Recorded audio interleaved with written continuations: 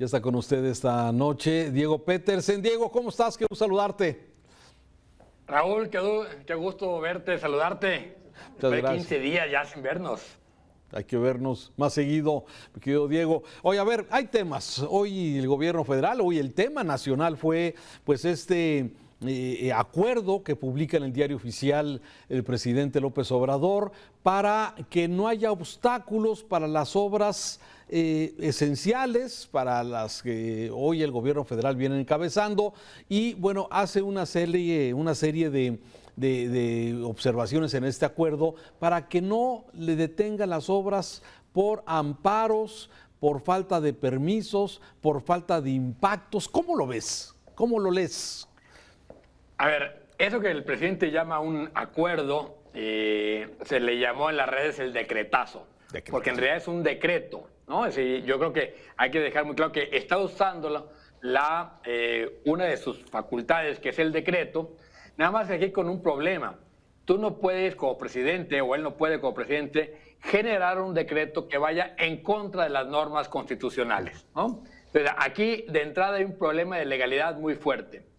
¿Dónde está el problema de legalidad? Pues que él lo que está haciendo es decir, no quiero que mi gobierno, él decide, le estorbe a su gobierno. Es decir, es una cosa un poco esquizofrénica, si se quiere, pero en realidad lo que está haciendo es usando la figura de seguridad nacional para evitar transparentar las obras.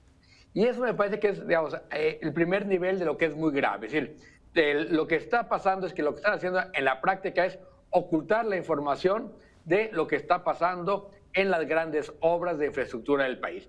Y esto después de que un reportaje de Latinos, de Carlos Loret, dejara muy claro que los mismitos vicios que había con Peña Nieto se están repitiendo en la obra de Santa Lucía. Empresas fantasmas, falta de licitaciones y muy poca claridad en las decisiones del aeropuerto. Entonces, este es un primer contexto.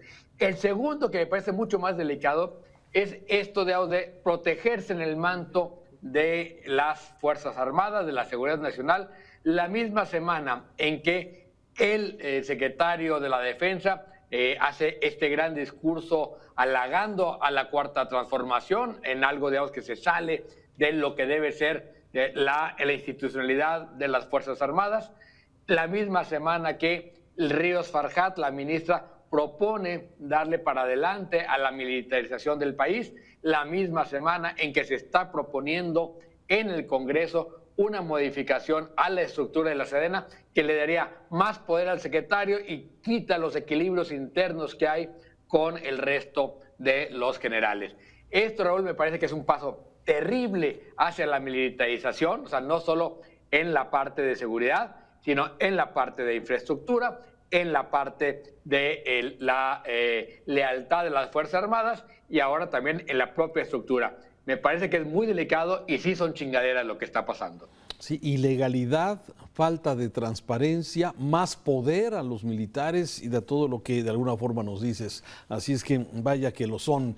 En tema local, a ver, pasábamos la jornada electoral extraordinaria de Tlaquepaque el domingo pasado con una muy baja participación, apenas del 21% de los que estaban anotados en el padrón electoral de casi 500,000 habitantes en Tlaquepaque. Bueno, y del resultado del PREP, ¿qué nos puedes comentar sobre este tema? Mira, a riesgo de revisar alguna elección que pudiera estar ahí en algún municipio que no tengamos, digamos, en mente, pero esta es la elección de más baja participación, por lo menos de lo que yo tengo memoria, desde que existe la democracia en este estado. Es decir, desde que tenemos elecciones más o menos confiables, en el 95 para acá, esta es la elección con menos participación. Y yo creo que hay muchísima responsabilidad, no solo de los partidos, también del tribunal y de las autoridades electorales. ¿Por qué? Porque la causal de anulación, Raúl, más allá de que estemos absolutamente de acuerdo en que los ministros de las iglesias no deben participar en ningún tema político, mucho menos en un tema electoral, no hay un claro vínculo entre ese video del cardenal y la votación en Tlaquepaque. Entonces, la sensación que quedó en la población es que la elección se anuló por un acuerdo entre partidos. Fue un favor que le hizo el tribunal a Morena. Porque no, otras elecciones donde ha pasado lo mismo, el tribunal no falla igual. Entonces, me parece que ese es uno de los elementos que hay que tener muy claro. Lejos de dar confianza en las elecciones, que es el lema del Tribunal Electoral, damos confianza a tu elección, ¿sí? Lo que hicieron fue provocar una profunda desconfianza en la elección. Y el segundo que creo que tiene que ver son los partidos, que hicieron una campaña basada en la anulación de la elección, que no interpelando en ningún momento a los ciudadanos de Tlaquepaque. Ninguna de las campañas hablaba de lo que proponían para Tlaquepaque, todos hablaban del conflicto. Y esto no hizo más que desincentivar la votación. Un tercer elemento puede ser esta historia muy caciquil que tiene Tlaquepaque, que yo creo que también, digamos, no es gratuito que Tlaquepaque fuera ya el municipio con más baja votación en la zona metropolitana, tradicionalmente siempre alrededor de 40. Nunca llegaba al 50%, ¿no? Había esta famosa mesa, que por cierto era una mesa de un mercado, ¿no? Donde desayunaban los caciques sindicales con los políticos, ahí se tomaban las decisiones, o con el propio cardenal ahora involucrado en la anulación, pero me parece que la responsabilidad fundamental está en el tribunal y en los partidos que hicieron una elección verdaderamente horrorosa, Raúl, y eso me parece que son chingaderas. Vaya, además de que fue más bien de movilización de estructuras por la poca participación, ¿no?